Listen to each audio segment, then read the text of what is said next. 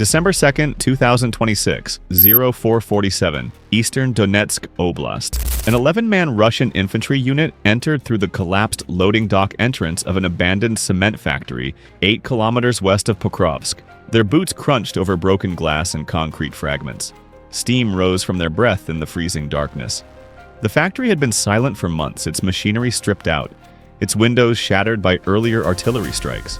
To these soldiers, it looked perfect. Thick reinforced concrete walls, multiple rooms offering concealment, steel roof sections still intact, a place to rest, warm up, and wait for the supply vehicles scheduled to arrive before dawn. The perfect place to hide from Ukrainian forces. But there was something these Russian soldiers didn't know. That old factory they thought was abandoned was actually a trap. How, you ask? Listen carefully now, and I'll tell you exactly how. The squad leader, a 34-year-old sergeant from Rostov, directed his men to spread out across the main production floor. They had been moving for 6 hours through open fields and tree lines, always watching the sky, always listening for the high-pitched whine that meant a drone was hunting. But now, inside these walls, they allowed themselves to relax. 2 soldiers unpacked rations, 3 others cleared debris to create firing positions near windows. The sergeant himself climbed a metal staircase to the second level, where he could observe the approach roads through a gap in the exterior wall. None of them noticed the small quadcopter hovering 400 meters above the factory, its thermal camera recording heat signatures blooming bright orange against the cold structure. In early January 2026, Ukrainian forces deploy an average of 20 FPV attack drones per mile of frontage across active combat zones in Donetsk Oblast. And the result is visible on the ground as destroyed defensive positions, collapsed supply networks, and scattered infantry units attempting to find shelter from systems that operate 24 hours per day. Near the industrial outskirts of Pokrovsk, this shift has turned what was once predictable urban warfare into something far more dangerous, where concrete walls and steel roofs no longer guarantee survival and movement. From one building to another can trigger destruction within 90 seconds.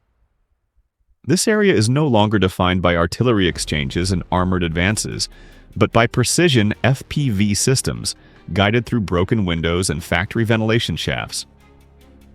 At 4:52 a.m., the reconnaissance drone transmitted coordinates to a Ukrainian FPV operator stationed 4 kilometers behind the front line. The operator sat in a dugout reinforced with sandbags and camouflage netting, his face illuminated by 2 screens. The left screen showed the live feed from the reconnaissance drone. The right screen displayed his FPV drone's first-person camera view, currently pointed at dirt while the system sat armed and ready on a launch platform. He studied the thermal feed, 11 distinct heat signatures inside the factory, concentrated on the ground floor. No defensive preparations visible, no sentry posted outside. The operator lifted his FPV controller and pressed the arming switch. The small drone, weighing just 1.8 kilograms without its explosive payload, lifted off with a sharp electric whine. Its onboard camera transmitted grainy footage of the launch site, then the dirt road leading toward the front, then the first destroyed buildings marking the edge of the combat zone. The operator flew low, keeping the drone 15 meters above ground level to avoid radar detection systems. His fingers moved constantly across the controller, making micro adjustments as the drone accelerated toward the factory. Flight time to target, 73 seconds. Abandoned industrial facilities across the Donetsk front have lost their role as defensible strongpoints since Ukrainian reconnaissance networks began identifying structural weaknesses visible only from aerial perspectives. Russian infantry units moved into damaged factories, warehouses, and manufacturing plants throughout late 2025 because these structures offered thick walls, multiple rooms for concealment, and elevated positions for observation. The tactical logic followed decades of urban combat doctrine.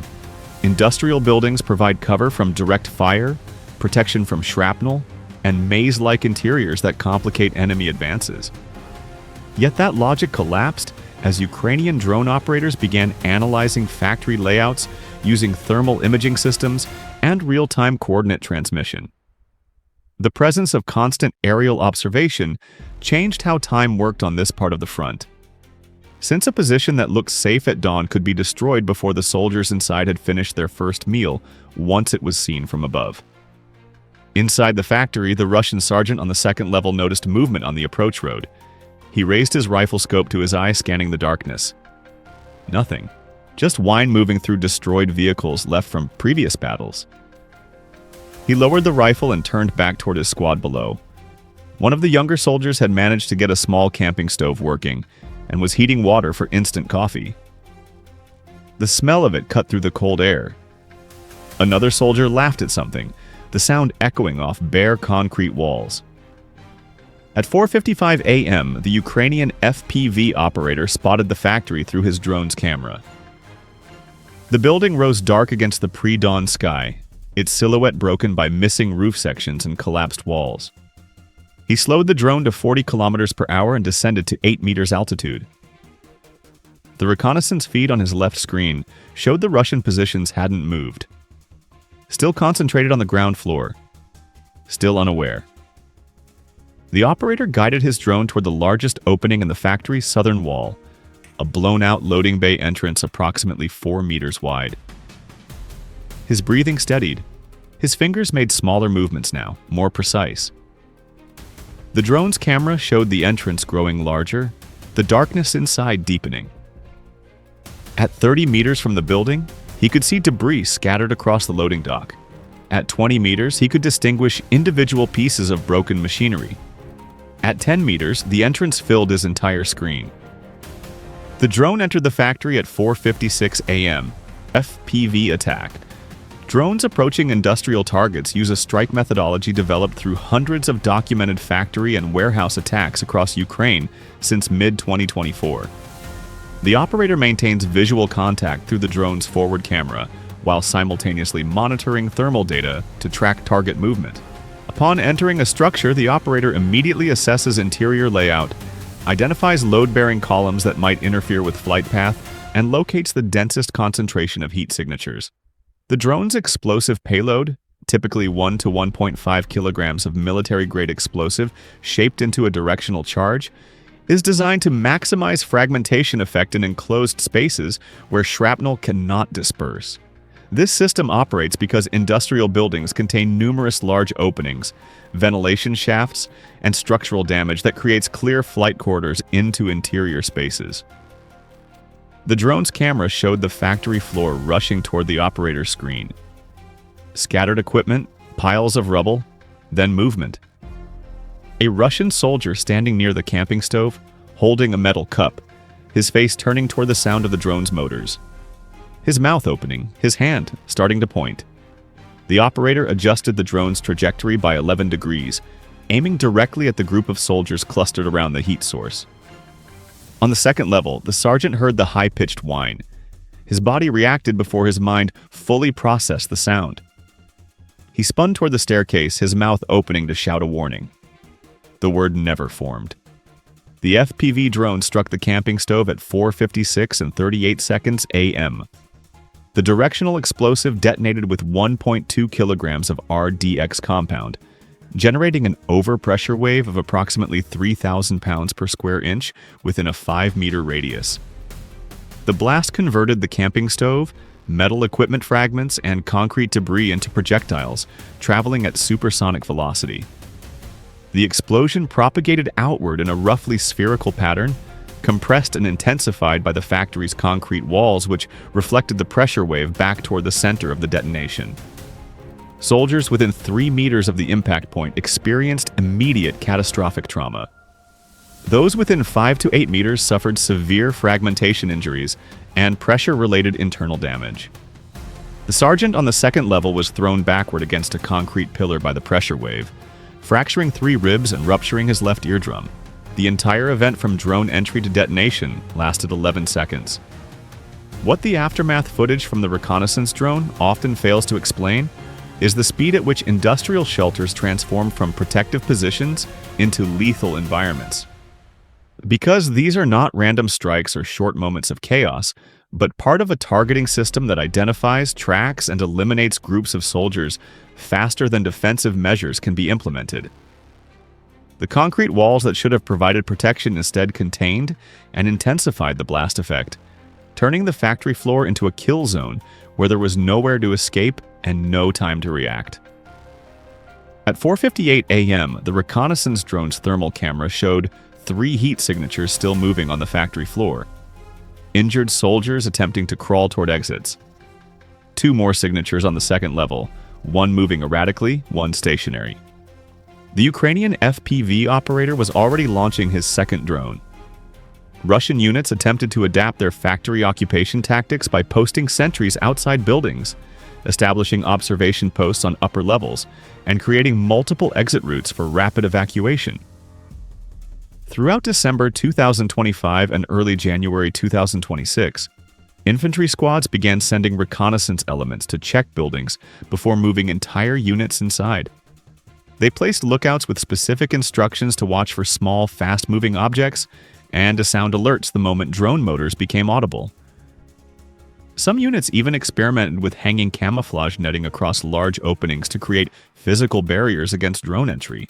Yet these countermeasures collapsed against Ukrainian targeting doctrine because the reconnaissance drones maintaining surveillance operated at altitudes between 300 and 600 meters, far above visual detection range, using thermal and optical sensors capable of identifying human-sized targets through partial roof coverage. By the time a Russian sentry spotted an incoming FPV drone, the attack was already in its terminal phase, with impact occurring within 3 to 8 seconds of initial visual contact. Camouflage netting proved useless because FPV operators simply guided their drones through gaps in the coverage or used the netting itself as a navigation reference point, marking the entrance they needed to target. The deeper tactical problem was that factory buildings offered no alternative. Open ground meant exposure to artillery and long-range ATGMs. Tree lines provided concealment but no protection from weather, and offered no positions for vehicle maintenance or supply storage. Fortified trenches required days to construct and were immediately visible to aerial reconnaissance once completed. Industrial structures remained the only option for units that needed overhead cover, workspace for equipment repair, and protection from the constant Donetsk winter that, by January 2026, was killing soldiers through exposure as efficiently as weapons fire. This reality forced Russian commanders into an impossible calculation: accept casualties from FPV strikes in factories, or accept casualties from exposure and artillery in open positions. At 5:03 a.m., the second Ukrainian FPV drone entered the factory through the same loading dock entrance. The operator's screen showed a changed interior, smoke obscuring the far wall, debris scattered in new patterns. The camping stove area was now a crater approximately 1.5 meters in diameter, surrounded by blast scoring on the concrete floor. The thermal feed showed the 3 mobile heat signatures had moved toward the northern exit, 2 dragging the third between them. The operator adjusted his approach angle, accelerating the drone to maximum speed.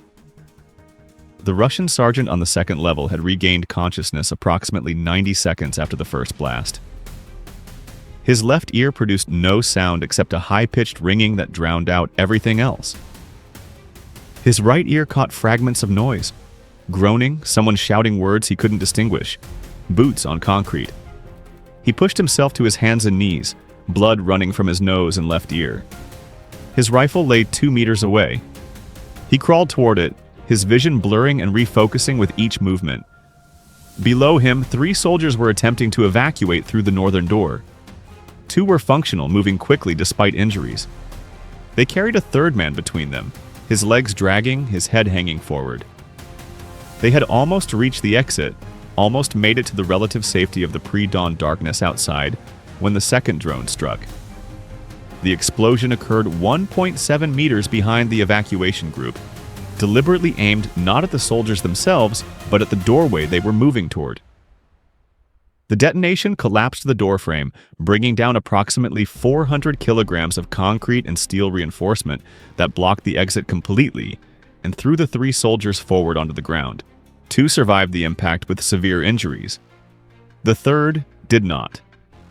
This tactical choice by the FPV operator demonstrated a refinement in targeting doctrine.